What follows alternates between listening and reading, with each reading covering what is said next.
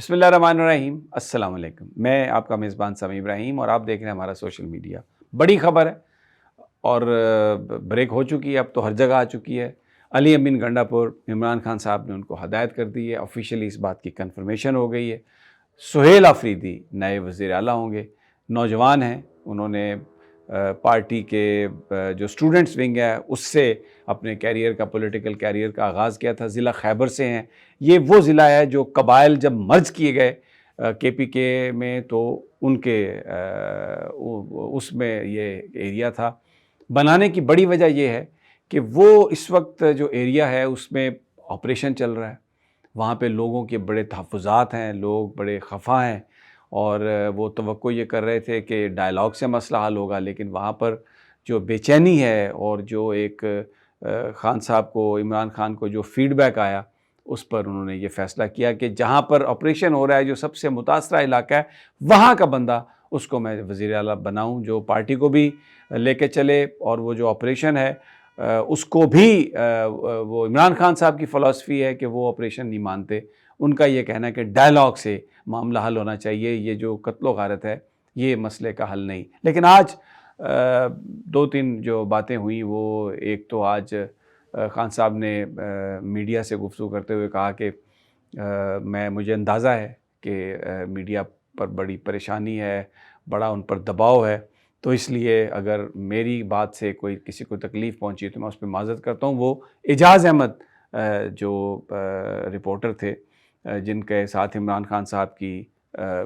کچھ تھوڑی سی جو بدمزگی ہوئی تھی، تو اس پر آج انہوں نے معذرت کی ہے۔ انہوں نے کہا کہ میں بالکل جو ہے نا صحافی میڈیا میں ان کی مجبوری دباؤ سمجھتا ہوں۔ اب صورتحال آتی ہے دوسری۔ علی امین صاحب نے اپنی وزارت اعلیٰ کو بچانے کی بہت کوشش کی، انہوں نے آج بیرسٹر سیف کو بھی بھیجا اور وہاں پر انہوں نے کوشش بھی کی بہت زیادہ علی امین کے حوالے سے، خان صاحب کو یہ کہنے کی کوشش کی کہ کچھ اور ٹائم دے دیں اور یہ چیزیں سب ایسے ہیں، لیکن خان صاحب تہیہ کر چکے تھے کہ جو صورتحال بنی ہے امپورٹنٹ پوزیشنز پر، خان صاحب نے کہا تھا کہ اگر تم آپریشن کو نہیں روک سکتے، اس کے بارے میں بات نہیں کر سکتے، تو تم استعفیٰ دے دو، یہاں پر کوئی اور آ کے وزیر اعلیٰ بن جائے گا۔ دوسرا، کرپشن کی جو باتیں تھیں وہ بہت زیادہ صوبے میں چل رہی تھی۔ تیسرا، بہت سارے جو مقدمات 9 مئی کے پی کے اندر کے پی کے لوگوں کو ہوئے تھے اور جس کو کے پی کے انتظامیہ نے ڈیل کرنا تھا، وہاں پر بھی لوگوں کے ساتھ انصاف نہیں ہوا۔ بہت سارے لوگ صرف جیو فینسنگ کی وجہ سے اور ان کو وہاں پر ان کے خلاف پرچے درج کیے گئے جو حقیقت میں وہاں پر نہیں تھے۔ یہ بہت ساری شکایات تھی، پارٹی کی شکایات تھی۔ پھر علیمہ خان صاحبہ سے ان کا جھگڑا تھا، جو بڑے احتجاج ہوئے 26 نومبر والا احتجاج، اس میں بھی وہ بشریٰ بی بی صاحبہ کو لے کے تو چلے گئے۔ اس سے پہلے بھی جب وہ احتجاج کیے تو آئے اور آ کے تو پھر غائب ہو گئے عین اس موقع پر جب ڈی چوک پر کوئی اس کی ڈیسائسو جو فیز تھی اس میں شرکت نہیں کی، اور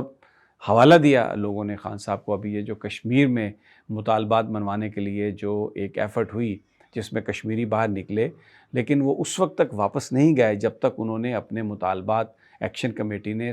آزاد کشمیر کی حکومت اور پاکستان کی حکومت سے منوا نہیں لیے۔ تو یہ جو چیزیں تھیں، خان صاحب، یہ عمران خان صاحب کو یہ سمجھ تھی، ان کی جو انڈرسٹینڈنگ ہے کہ جو بہت سارا احتجاج جو علی امین کر سکتا تھا، عوامی احتجاج اس کو آرگنائز کر سکتا تھا، وہ نہیں ہوا۔ اور پھر جو جلسہ تھا پشاور کا، جس جگہ پر وہ جلسہ رکھا گیا، بہت لوگوں نے اس کی شکایت کی آ کر کے، وہ وہاں پر بدبو تھی، تعفن تھا، جگہ کی صفائی صحیح نہیں تھی، سٹیج کی مینجمنٹ ٹھیک نہیں تھی، لوگوں کو جس طریقے سے اوپر چڑھنے نہیں دیا جا رہا تھا۔ پھر علی امین نے جو ایک اعلان کیا تھا کہ 90 دنوں میں ہم خان صاحب کے لیے یہ کریں گے، خان صاحب باہر ہوں گے، وہ ٹائم بھی سارا گزر گیا۔ تو اور اب جو سچویشن یہ بن گئی تھی کہ یہ جو پشاور کا جلسہ تھا اس میں لاہور پنجاب کے لوگ زیادہ تھے اور کے پی کے لوگ کم آئے تھے۔ جس لیڈر سے بھی بات ہوتی تھی کے پی کے ان کا یہ کہنا تھا کہ اب بہت مشکل ہے علی امین کے لیے وزارت اعلیٰ کرنا، بہت مشکل ہے کہ علی امین جا کے ان لوگوں کا ان کو سامنا کر سکے۔ اور بہت زیادہ جو سچویشن تھی وہ ایسی تھی کہ جس میں علی امین صاحب نے ہائیسٹ فورمز پر اپنے صوبے کی نمائندگی کی، لیکن انہیں یہ کہا گیا تھا کہ بجٹ جو ہے وہ آپ نے پاس نہیں کرنا جب تک آپ عمران خان صاحب کو نہ اس سے ڈسکس کر لیں گے، لیکن وہ عمران خان صاحب سے مل ہی نہیں سکے. He is a chief minister of a province, لیکن he could not put his foot down. بعد میں بیرسٹر سیف نے جا کے اس کو استعمال کیا انہوں نے، علی امین صاحب نے، اور اس نے جا کے کہا کہ یہ کانسٹیٹیوشنل ریکوائرمنٹ ہے، اگر نہیں جائے گا بجٹ تو ایسا ہو جائے گا. بادل نخواستہ خان صاحب نے اس کو کیا، اپروو کیا. پھر افغانستان کہا کہ آپ جائیں اور وہاں پر مذاکرات کریں لوگوں سے، تو وہ انہوں نے کہا جی میرا پاسپورٹ ہی نہیں ہے اور میں جا ہی نہیں سکتا. اپریل سے لے کے اب تک پچھلے 3-4 مہینے میں وہ اب لاسٹ ٹائم جو 4-5 دن پہلے ان کی ملاقات ہوئی، اس سے پہلے انہوں نے کوشش ہی نہیں کی ملنے کی. اگر وہ چیف منسٹر ہیں، وہ آتے ہیں یہاں پر، ایک تھوڑی سی بھی ان کو اگر وہ کہا جاتا تھا تو وہ واپس چلے جاتے تھے. آگے سے ان کا جواب یہ ہوتا تھا کہ آپ چاہتے ہیں کہ میں اڈیالہ کی دیواریں توڑ کر اندر جا کے خان سے ملوں. تو بیسیکلی لوگوں نے جس مقصد کے لیے ووٹ دیا تھا تحریک انصاف کو، تبدیلی کے لیے، خان کی رہائی کے لیے، وہ اچیو نہیں ہو رہا تھا. اور ورکرز بہت اس بات پر خفا تھے، اور پارٹی جو تھی وہ اس وقت کے پی کے میں بالکل جنید اکبر کو سائڈ پر لگا دیا تھا. علی امین گنڈا پور نے پارٹی کو ایکٹیو کرنے کے لیے جو جنید اکبر کی کوششیں تھیں وہ ناکام ثابت ہو رہی تھیں. اور پھر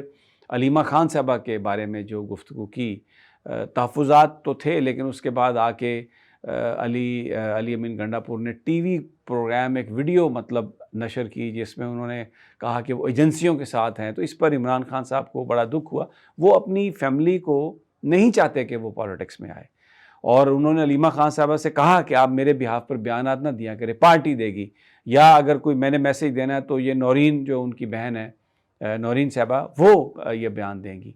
لیکن علی امین نے جو کچھ کیا، اس کے بعد خان صاحب نے پیغام بھجوایا علی امین سے کہ آ کے وہ عمران خان صاحب سے ملیں، لیکن علی امین خان صاحب نہیں گئے، کیونکہ خان صاحب یہ چاہ رہے تھے کہ وہ خود علی امین سے یہ بات کہیں، ان کی عزت کے پیش نظر، کہ پارٹی کے لیے آپ نے کام کیا، کوئی بات نہیں، آپ